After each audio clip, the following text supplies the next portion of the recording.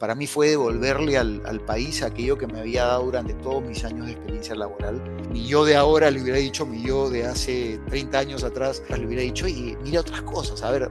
Les presentamos a nuestro invitado de este episodio del Perú Abroad Community Series, Carlos Blanco, Managing Director de Credicor Capital. Carlos realizó un MBA en la Escuela de Negocios de Dartmouth College. La recomendación sería, miren más allá de aquello con lo que salen y dicen, pero esto solamente, abran ese abanico. Hay que la experiencia de estudiar afuera, más allá de lo académico, yo creo que la diferencia principal viene desde el lado de experiencia de vida. Y eso te permite madurar de una manera que te prepara para experiencias y te da esa visión, aprendes mucho más y regresas al Perú como un funcionario, como un profesional que trabaja en el network, que es la red de contactos es tan importante para poderse mover en el Perú y afuera directamente. Trabájenla, desarrollenla, que es ahí donde van a hacer la diferencia. Hola a todos, aquí estamos en un nuevo capítulo de la Abroad Community Series, un espacio donde compartimos historias de peruanos que estudiaron en el extranjero y hoy están generando impacto positivo en nuestro país. Hoy tengo el enorme gusto de conversar con Carlos Blanco, actual Managing Director de Private Debt en Credicor Capital, el colegio financiero más grande del Perú. Carlos estudió Administración de Empresas en la Universidad del Pacífico y luego obtuvo su MBA en la Tech School of Business. A lo largo de su trayectoria, ha ocupado roles de liderazgo tanto en la industria financiera como en el sector público, asumiendo grandes retos y generando impacto en el país.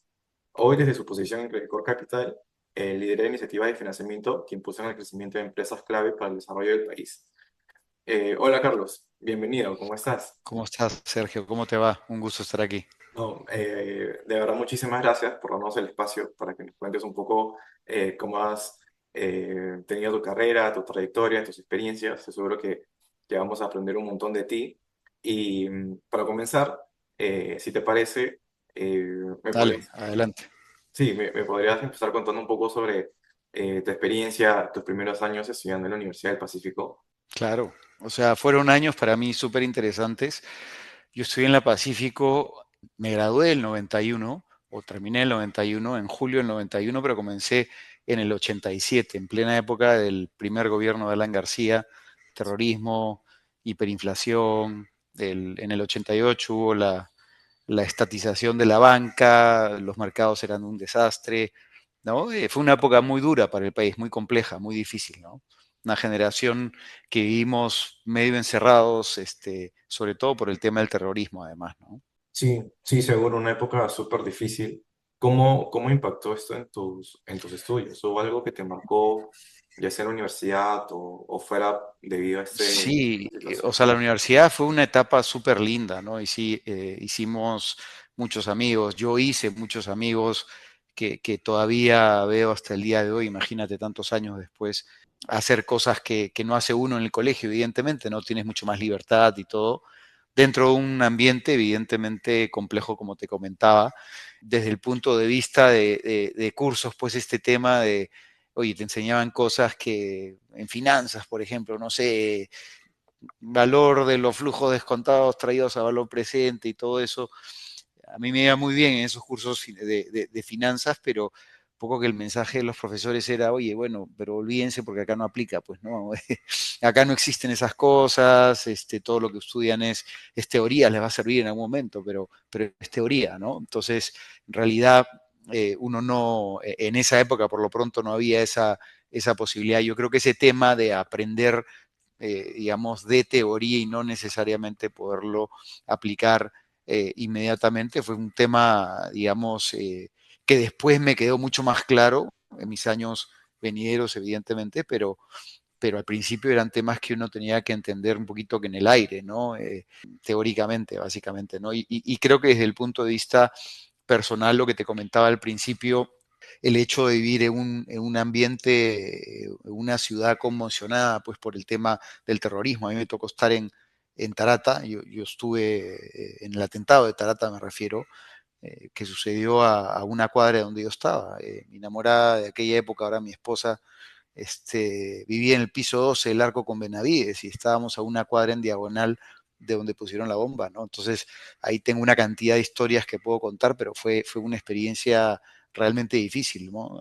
A nosotros no nos pasó nada, pero vidrios rotos, y las cosas que uno veía desde el piso 12 que pasaban abajo, ¿no? Cosas bien difíciles. Un país muy diferente del que le ha tocado vivir a tu generación e inclusive a las generaciones que vinieron poco tiempo después también, ¿no?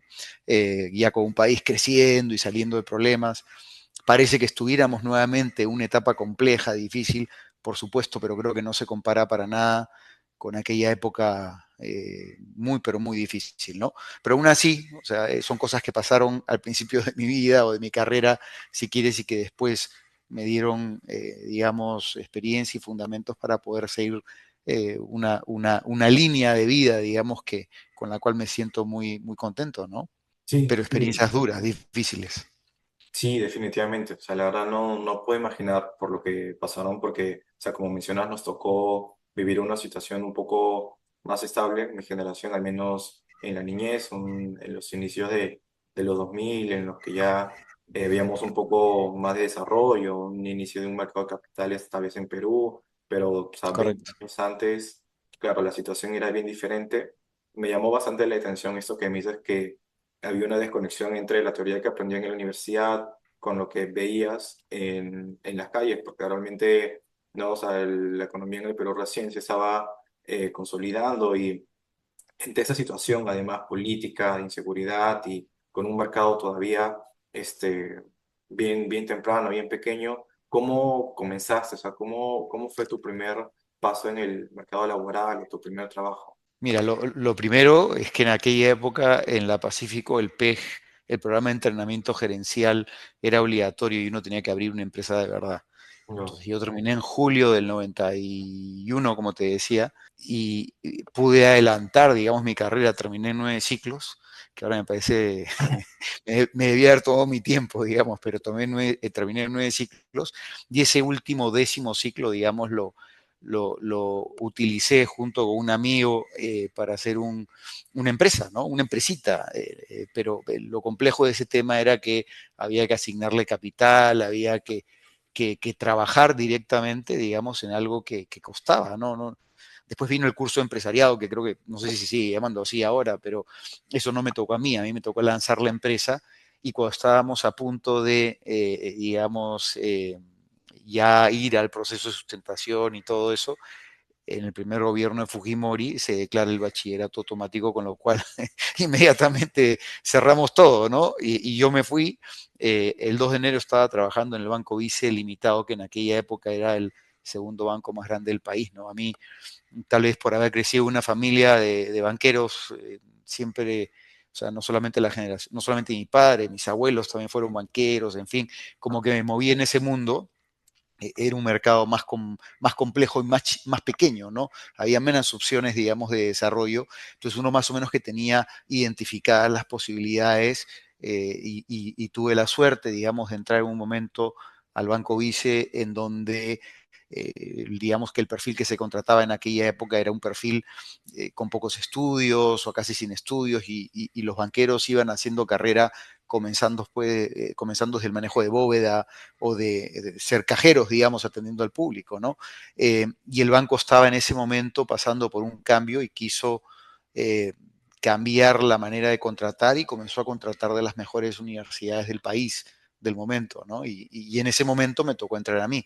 Y ese cambio justamente se hizo muchísimo más rápido con esta voluntad del banco de tener, digamos, algunas de las mejores universidades, ¿no? Viniendo de la Pacífico en esa época, pues también, como es ahora, también, por supuesto, eh, estaba súper bien catalogada, entré y me dieron responsabilidades que tal vez en un escenario diferente hubiera sido complejo de poder lograr. Yo, después de 3 años y medio, meses más, digamos, tal vez, terminé como subgerente central, digamos, era uno de los jefes de grupo de la banca empresa, ¿no? Que fue súper interesante. O sea, llegué de no tener, o sea, ser asistente de un funcionario de negocios, que en esa época le decíamos sectoristas porque veían sectores, ¿no? En 3 años y medio ser subgerente central, y era básicamente, junto con otro jefe de grupo, éramos responsables de toda la banca empresa, ¿no? Imagínate. Entonces, esa oportunidad, digamos, de crecer muy rápidamente me permitió eh, ganar una experiencia que de otra manera hubiera sido muy difícil de ganar, ¿no? Claro. Carlos, ¿y qué fue el aprendizaje clave que te llevaste de esa experiencia, ¿no? Dada una oportunidad. Pucha, yo lo primero que hago cuando pienso en el banco Vice Limitado de aquella época, además recordar con mucho cariño a todos mis amigos, éramos toda una generación, 40, 50 chicos que entramos al banco a hacer cosas nuevas, ¿no? Más allá de esa parte en particular, yo me llevé, digamos, un aprendizaje en riesgos en la práctica, ¿no? Porque en esa época no existían los equipos de riesgos, en el Claro. Perú no habían equipos para nada de riesgo, no se hablaba de riesgo, se hablaba de crédito, sí, pero era el funcionario de negocios, el sectorista, como te decía, el que tenía que tomar decisiones. Y habían instancias de aprobación, las autonomías crediticias, y ese banco era muy conocido por fijarse mucho en el name lending, ¿no? O sea, prestar porque lo conozco, o es mi amigo, o estudió conmigo, o es amigo de mi amigo, qué sé yo. Y el banco tomó muy malas decisiones, ¿no? Que lo llevaron a tener problemas posteriores y obligarlo a ser vendido por sus accionistas. O sea, yo también tengo algún día, cuando tenga tiempo, digamos, escribiré algún libro de las experiencias y de la cantidad de casos que vimos en donde era claro que no había que hacer, digamos, dar el crédito, hacer la transacción, qué sé yo, y aún así, por estas amistades y otros temas adicionales, pues se tomaba la decisión de hacerlo, ¿no? Yo terminé en investigaciones, en procesos judiciales y cosas, clientes que se fueron contra mí para poder involucrar al banco. Fue época difícil, ¿no? Yo, mientras que estaba en la maestría, tenía que averiguar, tenía que llamar al abogado que me estaba defendiendo a ver si tenía impedimento de salida del país o no. O sea, a ese nivel, ¿no? Felizmente, como era de esperarse, el proceso se resolvió a mi favor, pero en segunda instancia, perdí en primera instancia, ¿no? Imagínate tú Wow. todo eso en los 20 medianos, ¿no?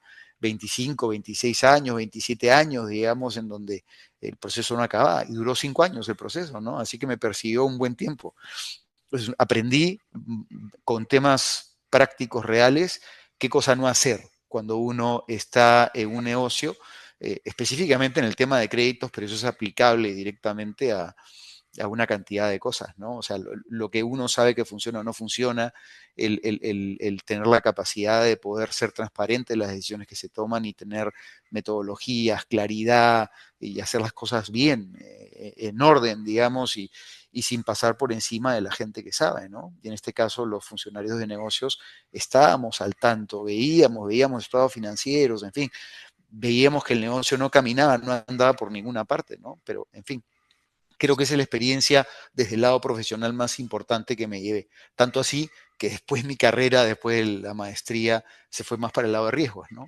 Pero en fin, ese es otro capítulo de mi historia. Sí, oye, qué interesante esto que me cuentas. O sea, realmente, o sea, creo que aún hoy en día en todo el sistema de créditos, o sea, la parte no humana de relaciones es todavía un componente, pero claro, o sea, hace un par de décadas, o sea, tiene mucho sentido que esto haya sido, o sea, tal vez priorizado ante otras metodologías, algo más riguroso, porque la evaluación de riesgos Tal cual, tal vez no, tal cual. no Ahora, tú dices un par de décadas, es hace 3 décadas por si acá, para contar bien, más de 3 décadas inclusive. Sí, o sea, como te digo, el tema de carácter es fundamental cuando uno está en el negocio de deuda en general, eh, o transaccional, en general, en cualquier negocio, el carácter es lo primero. Pero en el lado de deuda en particular es fundamental, ¿no? Y claramente esa era algo que no se veía bien en su momento, o sea, se confundía el carácter con yo lo conozco, es mi pata, es mi amigo, no sé, y eso no era necesariamente carácter, ¿no? Pero en fin, aprendí eso, digamos, a la fuerza, a golpes, ¿no? Y bueno, como te digo, un grupo de amigos que todavía por ahí cuando nos cruzamos en la calle, pues o cuando nos vemos cada cierto tiempo, es con mucho cariño, ¿no? De aquella época. Nos casamos en la misma época, las mismas enamoradas, o sea, andábamos en grupo, ¿no? Algo muy simpático, muy bonito. Sí, sí, debió haber sido muy bonito. Justo empezabas a contarme que, o sea, luego de ese trabajo fuiste a hacer la maestría. Esto, Ujú.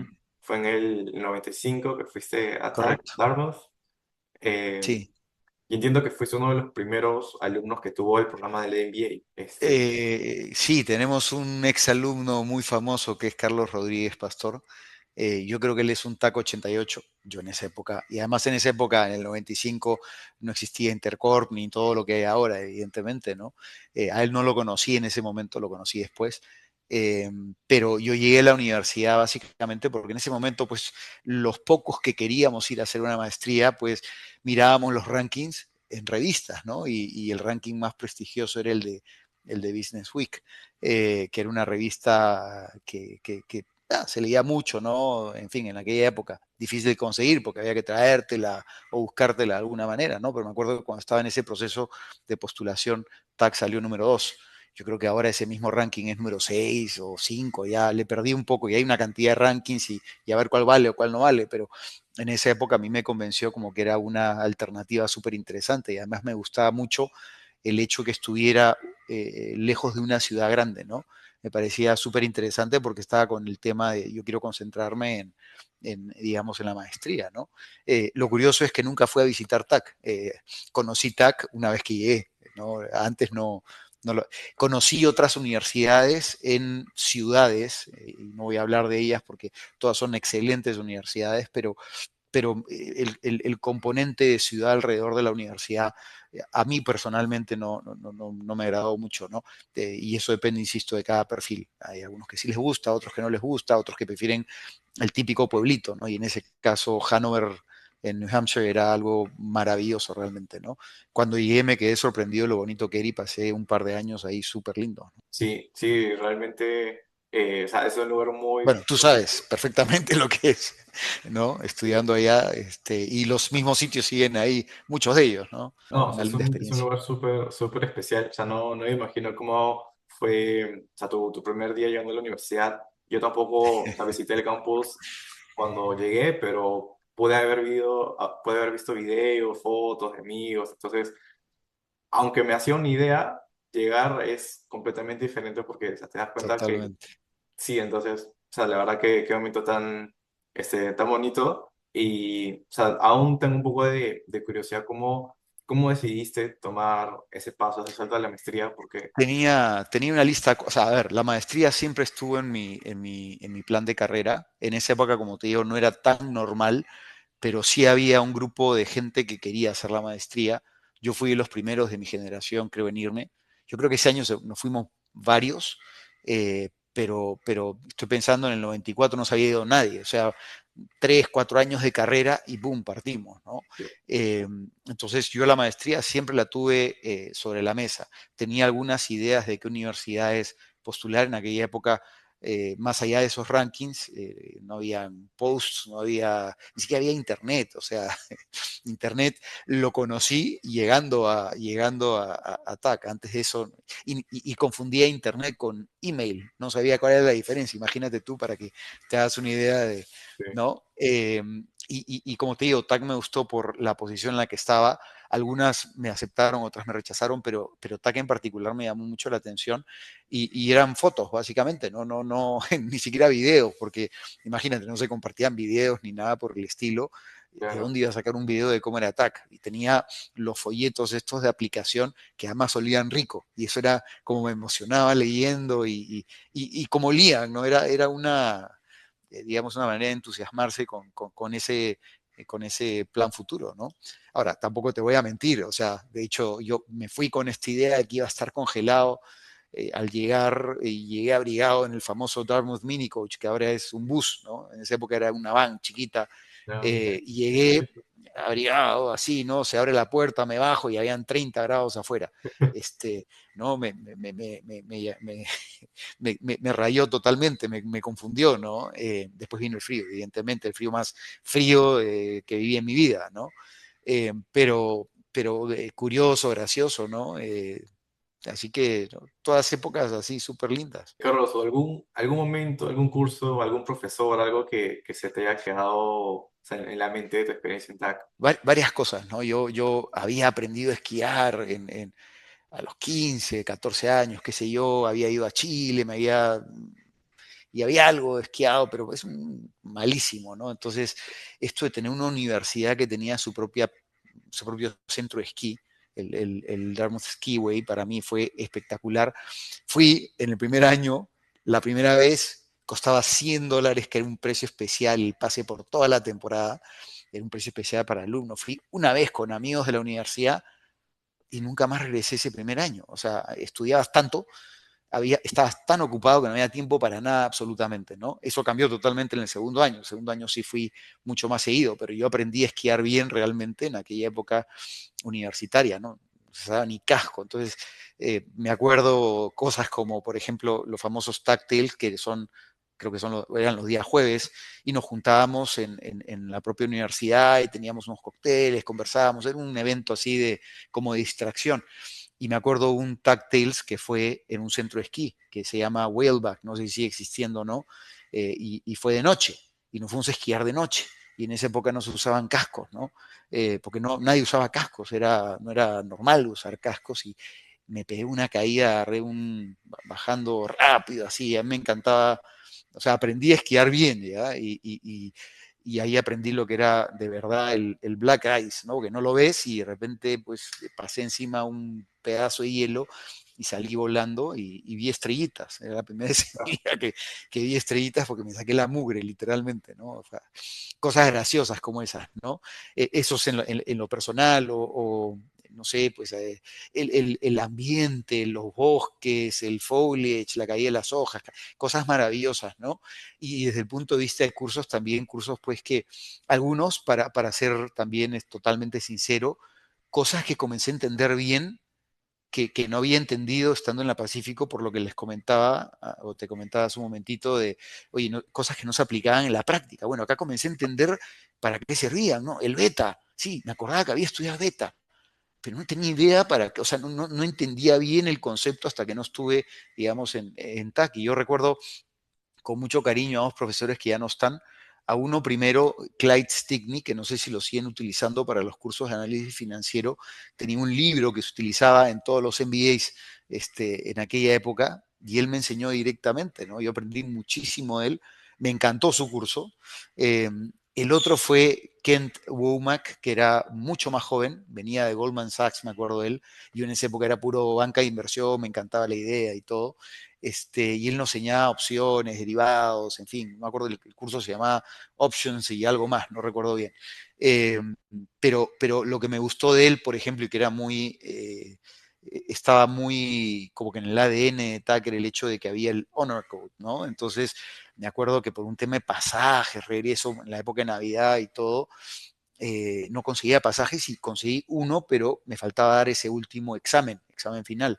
Entonces fui a hablar con el profesor y me dijo, no te preocupes, honor code, dalo dalo en el avión o en la sala de espera, donde quieras, tómate tanto tiempo y cuando llegues a Lima, apenas aterrices, me te vas a reír de esto, me mandas un fax con el examen, ¿no? No sé si sabes lo que es un fax o habrás escuchado lo que es un fax, pero para que te hagas una idea, tuve que ir a faxear el examen. Felizmente mi papá tenía una máquina de fax en su oficina y pude faxear el examen para que lo pudiera corregir, ¿no? Ese fue Ken Womack, que ya, como te digo, ya no está, un tema de enfermedad, qué sé yo, hace ya algunos años, pero con muy buenos recuerdos de él, muy buenos recuerdos de Clyde Stickney, por toda esa base financiera que me dio en aquel momento, ¿no? Fueron cursos muy bonitos para mí. Sí, y realmente, o sea, creo que esa experiencia de poder no entender mucho mejor lo que viste en la universidad por el ambiente, porque lo tenías mucho más cerca, por los profesores, o sea, seguramente, Por los amigos también, que venían, muchos de ellos venían de banca de inversión, entonces había toda esta dinámica de trabajo en grupo y te permitía aprender, ¿no? De ellos directamente también. Y tú aportarles desde tu visión limitada de lo que habías hecho anteriormente, ¿no? claro. Y bueno, después del MBA saliste al mercado laboral americano, se hizo un trabajo en Boston, seguramente ya pudiendo, o sea, aplicar todo lo que aprendiste. ¿Cómo fue este salto? ¿Cuál fue la diferencia de trabajar en Perú, por ejemplo? Mira, yo creo que para comenzar, la maestría me abrió los ojos para el mundo global. Ahora es más fácil porque tenemos todas las herramientas que tenemos tecnológicas para enterarte de todo lo que está pasando en todo el mundo y aprender y mirar y casi que volverte un experto, ¿no? Pero estando allá, la maestría me abrió totalmente, el MBA me abrió totalmente los ojos de que había un mundo que era tremendamente más grande. Yo en aquella época pensaba que Perú pues era, oye, he trabajado en el segundo banco más grande del Perú y yo me sentía orgulloso, pero era, ni se mencionaba Latinoamérica, digamos, en aquella época en la maestría, ¿no? Todo era China, me acuerdo. Pero me dio la apertura, esa visión mucho más completa. Entonces, cuando entré a trabajar a Bank Boston, había sido Bank of Boston, pero había comprado Baybanks, que era un banco de retail, y al momento de fusionarse con Baybanks, cambió de nombre ya de Bank of Boston a Bank Boston, ¿no? Y yo entré a trabajar, lo primero que entrabas a un curso, nuevamente, después de haber estudiado 2 años, 4 meses digamos, de cursos se llama Credit Associate Program, para entender, para hacer reportes, para pues, saber escribir, digamos, aprender a escribir, cómo ser un eficiente presentando casos, en fin, ¿no? Y graduándote de ese curso, yo entré a trabajar a un equipo que veía, es más, me dieron la responsabilidad de ser el desk officer para Northern Latin America, se llamaba el equipo, y era básicamente un managing director que estaba sentado en Boston, que era responsable de, había una pequeña oficina de trade en Miami, que no era Latinoamérica, pero bueno, ahí estaba México, Panamá, Colombia y Perú. Eso era considerado para Bank Boston, incluyendo Perú, Northern Latin America, ¿no? Entonces, en esa posición yo tenía que centralizar todo lo que venía de las sucursales, o sea, temas de políticas, temas de procedimientos. Me acuerdo, me tocó ver el Y2K, había todo un miedo tremendo, a ti no te suena el Y2K, pero en 1999 o en 1998 había esta preocupación que qué iba a pasar con las computadoras en el momento que el uno pasara a ser 2, ¿no? El año 2000, cómo iban a reaccionar las computadoras, nadie sabía. Y se trabajó tremendamente en el banco y en todas las empresas en realidad para entender cuál iba a ser el impacto. Y fueron proyectos de meses o años, hasta que llegó el famoso Y2K y no pasó nada, ¿no? Pero esos proyectos, y tal vez lo más relevante, lo más importante era que yo canalizaba todas las transacciones que venían de esas oficinas que te he mencionado y que excedían los límites o locales o regionales, ya sea en Argentina o en Brasil, que también me tocó cambio organizacional y algún reporte de la región a Brasil, pero finalmente subían a la instancia máxima de aprobación que estaba en Boston, ¿no? Entonces ahí me tocaba, digamos, sentarme en ese comité y presentar los casos, y cuando habían preguntas más allá de las que yo no podía responder porque yo me empapaba, estudiaba las transacciones, hablaba con los funcionarios de las cuentas, en fin, entendía de qué se trataba y sustentaba en ese comité, ¿no? Con el Senior Credit Committee del banco, ¿no? Estos señores grandes, pues, ¿no? Y yo iba con el Managing Director, que iba a veces y a veces no iba, entonces me tocaba a mí muchas veces sustentar, o si no, estos famosos platos de conferencia. No había conferencia en esa época, pero sí estos teléfonos, los Polycom famosos, que parecía un platillo volador, y ahí pues conectábamos al funcionario de negocios cuando habían preguntas que yo no podía responder, que era natural, ¿no? Pero cosas súper interesantes, ¿no? Y era un comité súper eficiente. Eso me dejó además, y al futuro también la experiencia de cómo manejar las cosas eficientemente, reuniones eficientes, ¿no? Y en los comités de créditos, comités de inversiones, por ejemplo, en ese comité particularmente, una vez recuerdo, se nos hizo tarde porque fui a buscar al managing director con los casos que teníamos que llevar, y entraban pues a esta sala, a este conference room que estaba repleto de gente que se sentaba alrededor, una mesa grande, los miembros del Senior Credit Committee al frente, y uno se sentaba pues en el banquillo acusado, ¿no? Pero normalmente entrabas, te sentabas a esperar tu turno que te llamaran. Y me acuerdo que entramos, abrimos la puerta de la sala de conferencias, el Senior Credit Officer nos miró y nos dijo: ustedes vienen por Colombia, estábamos presentando un caso de Colombia. Sí, sí, sí, no, no, ya lo vimos, ya, sigan nomás. Entonces la gente pues se comenzó a reír, porque nunca hicimos nada más que abrir la puerta, entrar, nos dijeron eso, nos seguimos de largo y salimos por la otra puerta. y ya estaba el caso aprobado. O sea, no había necesidad siquiera de ir a explicar porque había, o sea, estaba tan bien presentada, justificado, sustentado, más allá de que era muy probablemente un cliente que se conocía bastante bien, que se aprobó rápidamente, ¿no? Ser eficiente nuevamente. A veces en los comités nos ponemos a discutir y a negociar y a hablar y se nos pasa el tiempo y no somos eficientes en las reuniones, ¿no? Comités y reuniones en general, ¿no? Ir al punto, ir al grano. Esas experiencias las comencé a ver en esos primeros años de experiencia, ¿no? De primeros años de trabajo, quiero decir, después de la maestría.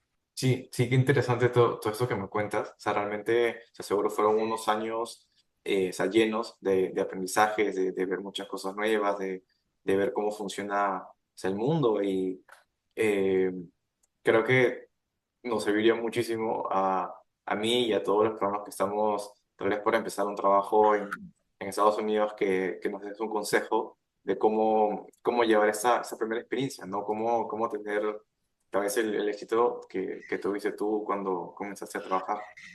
O sea, yo creo que salen muy bien preparados. Creo que la experiencia de estudiar afuera, Sergio, más allá de lo académico, que siempre va a ser bueno, en fin, por ahí creo que no es la diferencia principal. Yo creo que la diferencia principal viene desde el lado de, y esto creo que lo vamos a hablar más adelante, pero viene más por el lado de la experiencia de vida. Y eso te permite madurar de una manera que te prepara para experiencias como aquellas que les estoy contando, ¿no? Saliendo de TAC teníamos, o sea, de hecho, cómo presentar, cómo pararnos, cómo vestirnos, cómo hablar, todas esas preparaciones, digamos, pero la madurez que uno va adquiriendo en la maestría y esta inmersión, digamos, a una cultura totalmente diferente a la tuya, te prepara como para poder, digamos, dar tus primeros pasos exitosamente, ¿no? Mi comentario sería, oye, ser totalmente abierto a aprender, aprender, aprender, aprender todo lo que puedas de todo el mundo, reúnete con todos los que te puedas reunir y si te piden hacer cosas que tú crees que no te corresponden, hazlas, o sea, igual, no sé, anímate, toma pues, asume responsabilidades, ¿no? Si se aparecen oportunidades, levanta la mano y tómalas, pero, o sea, yo creo que esa transición, habiendo ya en el caso de undergrads, por ejemplo, que han pasado por lo menos 4 años estudiando, yo creo que esa transición se da de una manera ordenada, ¿no? Y depende de qué empresa te toque sumarte. Generalmente todas tienen un programa de, digamos, de adaptación, de adecuación a la cultura de la compañía que te permite manejarlo de una mejor manera. Claro, no todas las experiencias van a ser positivas, ¿no? Habrán algunas negativas, seguro, y si te toca eso, oye, hay un siguiente paso, seguro, ¿no? La vida es muy larga y muy corta a la vez, claro, pero muy larga en el sentido que te da posibilidad de ver cosas diferentes, ¿no? Así que mucha apertura, muchas ganas de aprender, proactividad, no quedarte pasivo, esperar que te lleguen las cosas, preguntar, asumir responsabilidades, levantar la mano cuando pidan voluntarios, qué sé yo, ese tipo de cosas, ¿no? Sí, sí, creo que es eso. O sea, creo que proactividad, ¿no? O sea, ganas de hacer las cosas, disposición para hacerlas, son clave. Entonces, muchas gracias por ese consejo, por consolidarlo para nosotros. Yo creo que, o sea, después de esa experiencia, regresaste al Perú, o sea, tuviste, o sea, roles gerenciales de liderazgo, o sea, después de haber, ¿no? liderado un área en Estados Unidos, en Perú seguro te recibieron se hace súper bien, eh, pero quisiera tratar de enfatizar una etapa de tu carrera que a mí se me hizo o sea, súper interesante por el hecho de que o sea, habías tenido un montón de experiencia en el sector privado, pero hubo un punto en el que decidiste o sea, probar un rol, también un reto en el sector público, que a mí también se me hace, o sea, para mí es un objetivo en algún punto de mi carrera. Y o sea, quiero preguntarte cómo tomaste esa decisión, o sea, qué rol asumiste, y qué te motivó, ¿no? a dar este salto. Claro, a ver, nos estamos saltando como 15 años más o menos de experiencia, eh, pero en 30 segundos, para no aburrirlos, les voy a comentar, yo regreso a Van Boston en Perú, Van Boston operaba en Perú hace un par de años, y me fui a hacer risk management. Inicialmente la idea era hacer negocios, terminé siendo el Credit Risk Officer y el Chief Risk Officer del banco en Perú. y asumí un montón de responsabilidades que no estaban digamos, en el plan inicial, ¿no? Yo venía al lado comercial y pasarme al lado de riesgos, que era totalmente novedoso, en fin, carrera de 7 años más, el banco lo venden, me paso a lo que ahora es el Banco Pichincha, como gerente general adjunto, en ese momento se llamaba Banco Financiero, 3 años y medio ahí, me paso a Banbif, que en aquella época se llamaba BIF, como subgerente general de negocios, hacer algo parecido a liderar los negocios de ambos bancos, del Pichincha y de Banbif. Y en ese grupo me tocó, en el grupo Fierro, del cual el Banbif es parte, y que tiene otros 5 bancos más en varios países, me tocó y me dieron la oportunidad de irme como CEO al banco que tiene el grupo en Florida, que en aquella época estaba intervenido por el regulador, era la época de la caída de todo el mundo y el sector inmobiliario, digamos,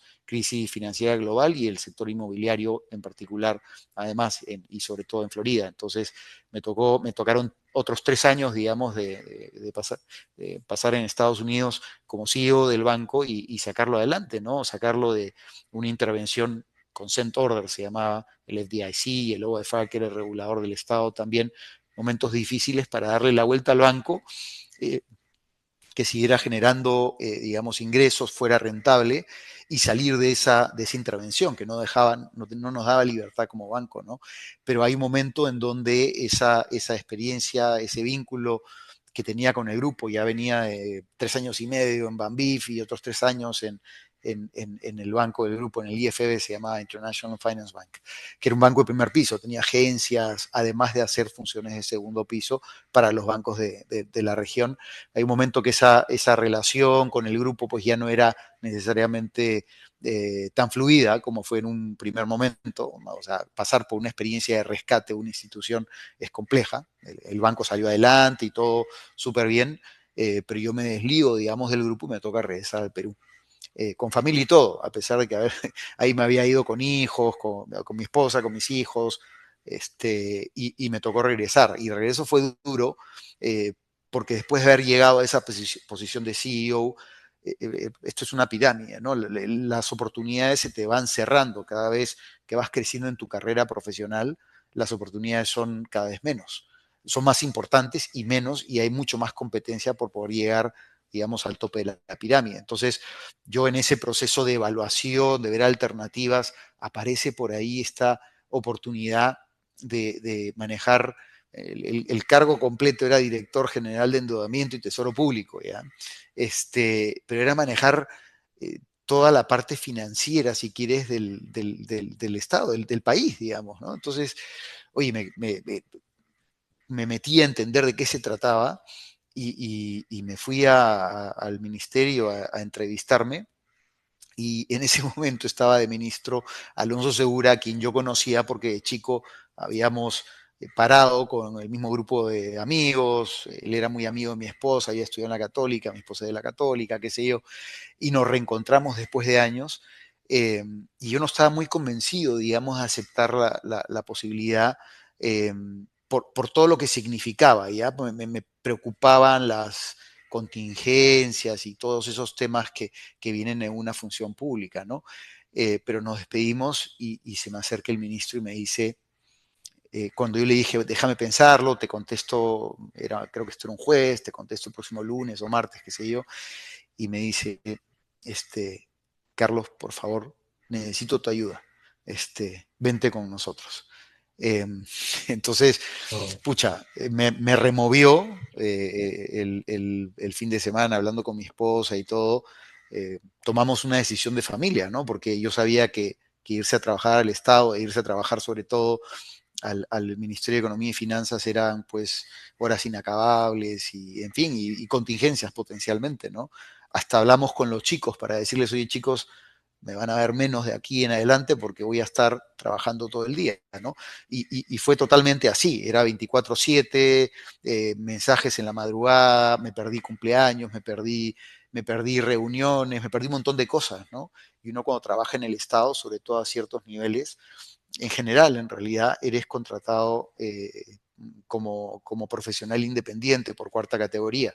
Tienes que girar tus recibos por honorarios todos los meses y a pesar de que te nombre presidente por decreto supremo, tienes estas contradicciones, ¿no?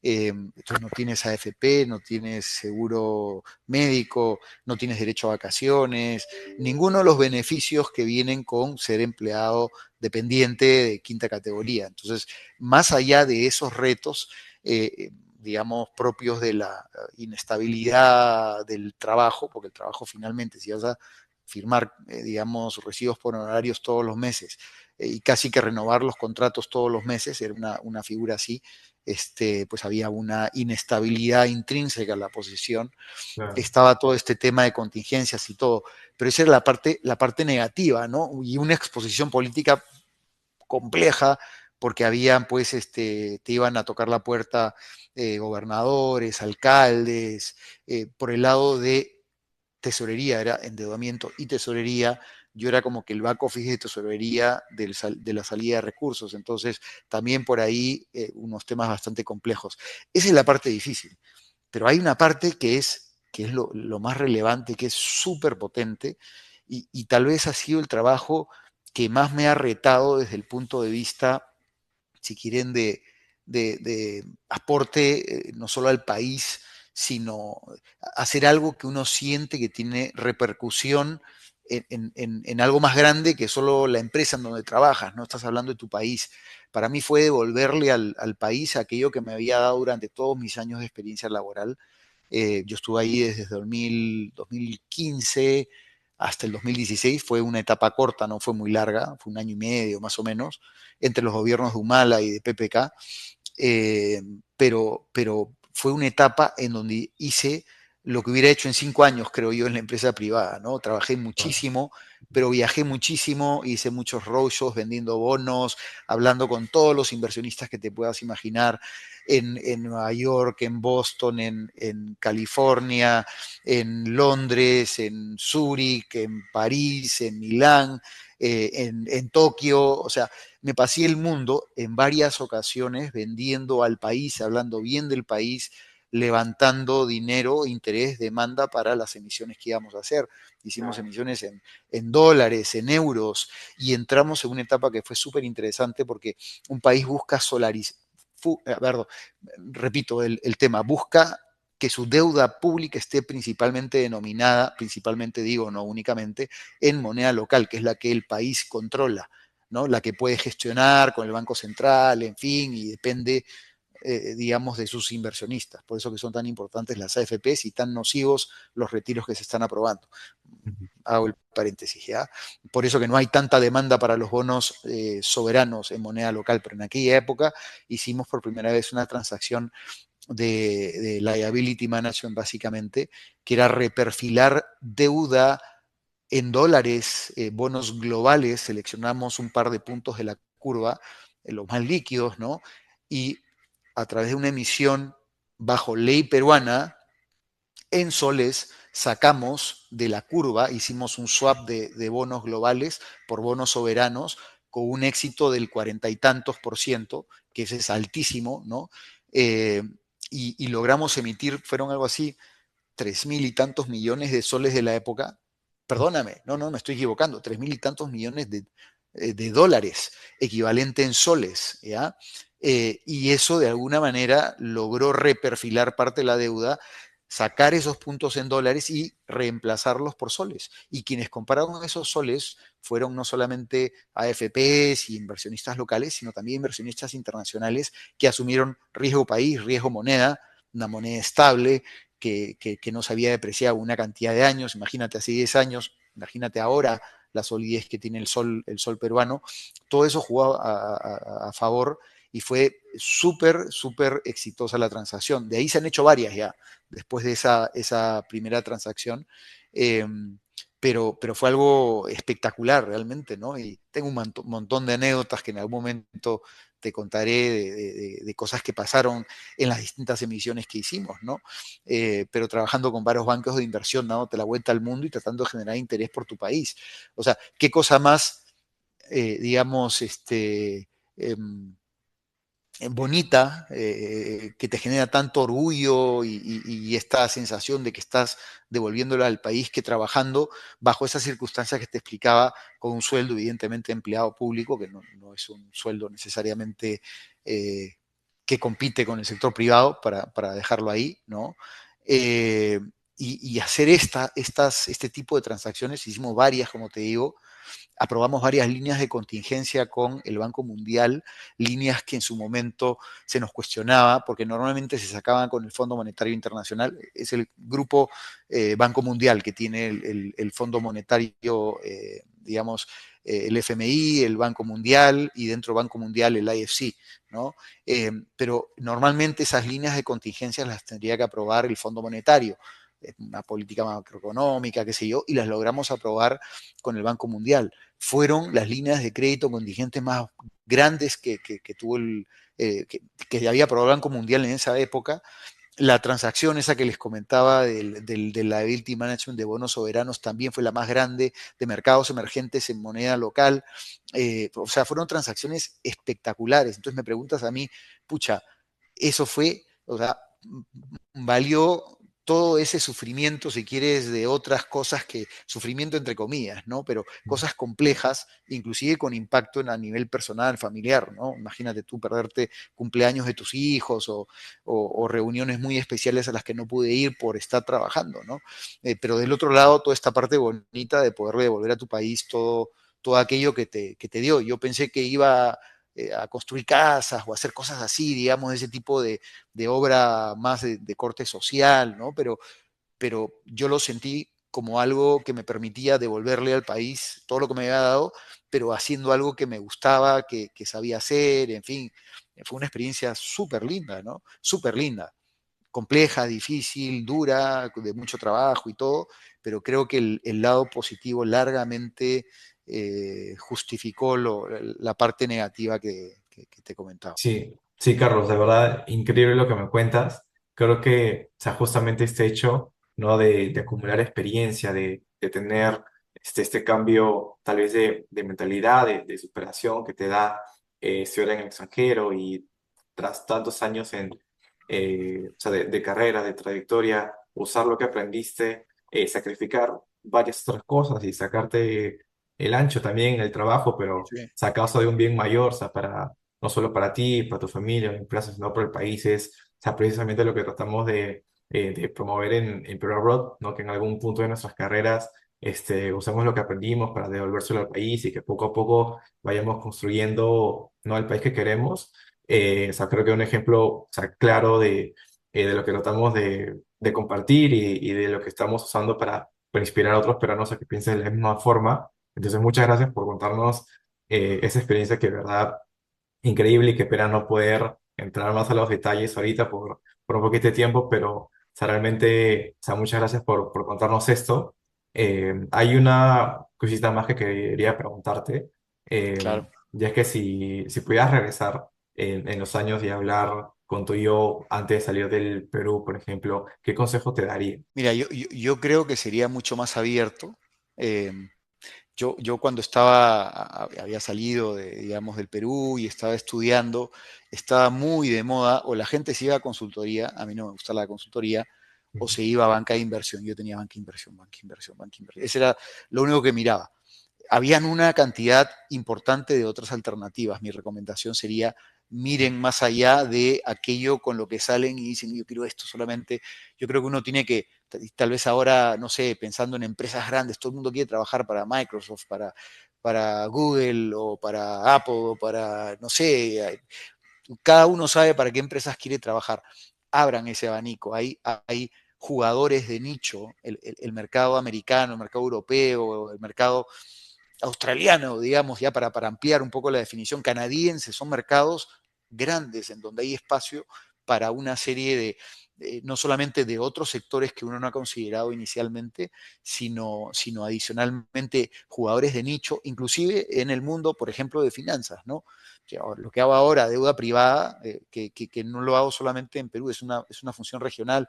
Tenemos en Colombia, Perú, estamos lanzando en Chile, queremos lanzar México, o sea, no es solo Perú ya, pero es un tema que hace años no veíamos como algo factible en nuestra región, que viene pasando ya hace algunos años. Probablemente cuando yo salí de la maestría, pues no se hablaba de private debt, pero sí se hablaba de private equity.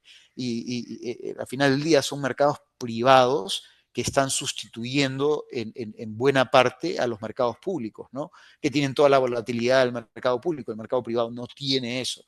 Entonces yo, a mi yo de ahora le hubiera dicho, mi yo de hace 30 años atrás o veintitantos años atrás le hubiera dicho, y mira otras cosas, a ver, no te enfrasques solamente en banca si quieres, para hacer la definición más amplia, ¿no? Busca otras cosas también, a ver qué cosa hay ahí. Y se sorprenderán de la cantidad de oportunidades que hay afuera, ¿no? De hecho, yo en lo que hago ahora veo un montón de cosas insisto, si yo estuviese saliendo de la universidad o del undergrad o de la maestría, en fin, yo consideraría y pondría dentro de mis alternativas una serie de otras cosas que no son tan evidentes, no son tan obvias. Y para eso hablaría con gente con experiencia que les puede contar, digamos. Por eso que creo que lo que están haciendo en Perú Abroad me parece espectacular. Te lo dije cuando me comentaste esto la primera vez. Creo que es algo tremendamente positivo, que se apoyen entre ustedes, peruanos estudiando afuera, que ya sea que quieren regresar o quieren quedarse un tiempo, en fin, eso, digamos, depende de cada uno, ¿no? Eh, pero creo que es una iniciativa espectacular, ¿no? Hablen con gente que conoce, que ha pasado por eso, y si tienen la opción de quedarse un tiempito, yo me quedaría un tiempito, porque eso complementa tremendamente digamos, la carrera que uno ha estudiado en el undergrad, la maestría, en fin, y te da esa visión, aprendes mucho más y regresas al Perú como un funcionario, como un profesional mucho más completo, más cuajado, ¿no? Y puedes aportar muchísimo más. Entonces, si tienen esa opción y les gusta la idea de poderse quedar y logran esa oportunidad, porque insisto, no es fácil, es muy complejo, es muy difícil, y como está el mundo ahora, y como está Estados Unidos ahora, con más razón, es mucho más difícil, pero si logran esa oportunidad, vean todas estas otras opciones, tal vez no tan tradicionales, que están por ahí disponibles, ¿no? Insisto, hay una cantidad de oportunidades impresionante. Yo acabo de regresar de un viaje, ahora la semana pasada estuve en Nueva York, entre varios eventos, en fin, eh, y me tocó meterme mucho a ver los jugadores que hacen lo mismo que hacemos acá regionalmente, que lo hacen en el mercado americano, norteamericano y en el mercado europeo, y es impresionante lo que hacen, es impresionante la potencia que tienen, y cómo hay estos jugadores de nicho que haciendo, digamos, no sé, fondos de inversión alternativos en general, se enfocan en tal o cual sector particular, o trabajan directamente solamente con deals que vienen de, no sé, sponsoreados por private equity, jugadores de private equity, y otros que lo hacen más directamente, y otros que hacen aquí, y otros que hacen allá, unos que van solamente en Norteamérica, otros que juegan solamente en Europa, en fin. O sea, ese es un ejemplo reciente de las cosas que he visto, digamos, en este mundo que para mí es más nuevo, ¿no? Yo estoy en el mundo de fondos de inversión desde el año 2017, después del Ministerio de Economía y Finanzas, y en Credit Corp Capital desde inicios del 2020, justo antes de la pandemia, ¿no? Y en Credit Corp Capital me tocó lanzar esta iniciativa privada regional desde cero, no había nada, se había tratado varias veces, no se había podido hacer, y lo pudimos hacer, y el día de hoy tenemos una práctica que vale como $800 millones, Wow. ¿no? En monedas locales equivalentes, eh, pero es chiquitita en comparación de lo que se ve, pues, a nivel mundial, ¿no? Pero vienes con estas ideas de cosas que puedes implementar, y sigues aprendiendo, ¿no? Ya a pesar de todos estos años de experiencia que he contado y todo, yo aprendo todos los días, ¿no? El mismo comentario y la misma recomendación todos ustedes. Vean lo que hay afuera, hablen, investiguen, trabajen en el network, que es la red de contactos es tan importante para poderse mover en el Perú y afuera directamente. Trabajenla, desarrollenla, que es ahí donde van a hacer la diferencia y van a identificar esas oportunidades que estoy comentando, ¿no? Ese sería mi consejo para mi yo de hace veintitantos años, ¿no? Sí, qué gran mensaje, Carlos, de verdad, muchas gracias por todos esos consejos. De nuevo, qué pena no A ver, puedo entrar más a detalle ciertas cosas que estoy seguro seguiríamos aprendiendo muchísimo sobre ti por horas, pero creo que este ha sido un buen resumen de bastantes puntos claves de tu experiencia y que nos ha dejado muy buenos consejos y bastante orientación para nuestros futuros pasos. Entonces, ha sido un gusto enorme tenerte en nuestra serie de entrevistas en Perú Abroad y de nuevo muchas gracias por unirte. Las gracias a ti, Sergio, y nuevamente felicitaciones por la iniciativa. Me parece espectacular. Sigan adelante, que creo que les va a servir muchísimo y va a ayudar a muchos peruanos tomando decisiones importantes de vida, ¿no? Y primer paso, además de una serie de emprendimientos, seguro que vendrán después. Muchas gracias.